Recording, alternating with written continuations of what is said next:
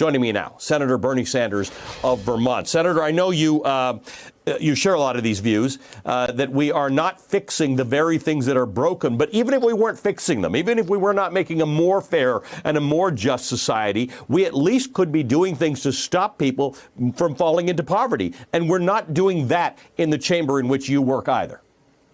Absolutely. Look, Ali, here is the bottom line.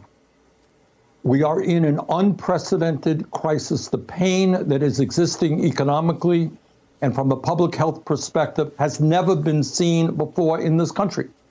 Now, the good news is that the House of Representatives responded to that pain way back in mid-May, and they passed the so-called HEROES Act, which, among many other things, would continue the supplement for unemployment of $600 a week.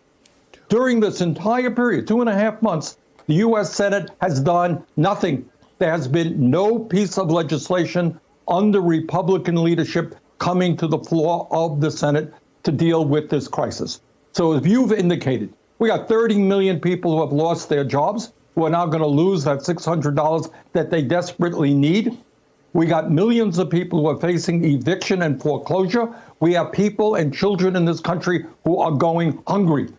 The immediate crisis is that we have got to respond and respond now, today, tomorrow, because people right now are at their wits' end. They are literally wondering how they're going to feed their families in the richest country on earth.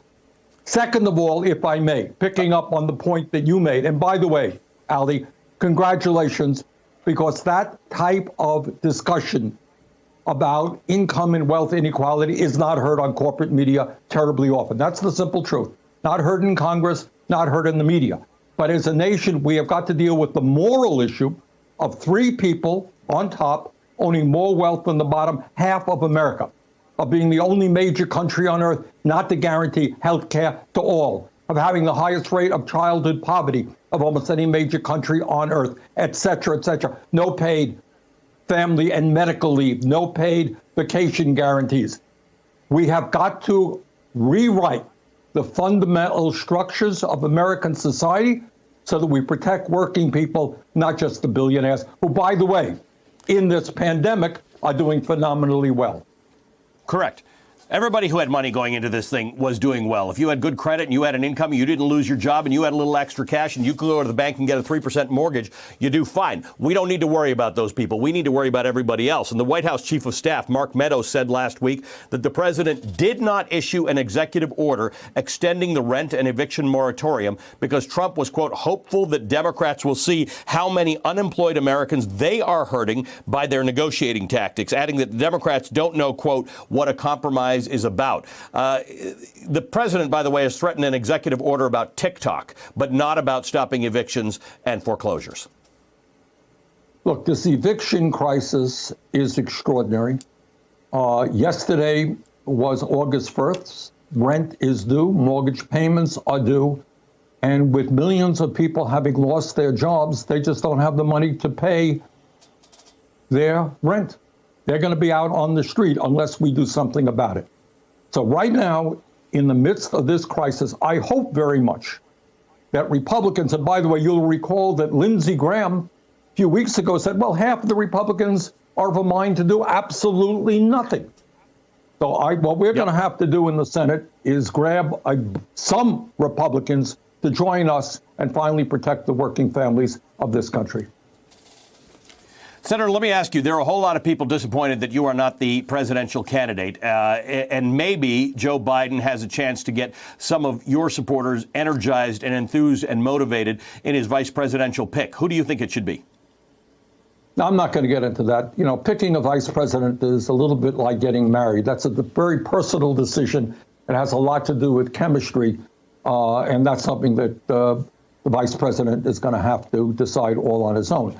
But this is what I will say. I think people who voted for me, people who support the progressive movement, understand that the next 3 months are maybe, Ali, the most important 3 months of the modern history of this country, and that all of us are going to have to come together and work in a way that we have never worked before to have the largest voter turnout in the history of this country, to make sure that all of the votes are counted and that we send Donald Trump packing and elect Joe Biden. The future of American democracy is at stake. We have a president in the White House now who doesn't believe in science, and we are unnecessarily seeing thousands of people die as a result. So we have an economy, as you've just indicated, which is in tatters for working people while the billionaires become richer.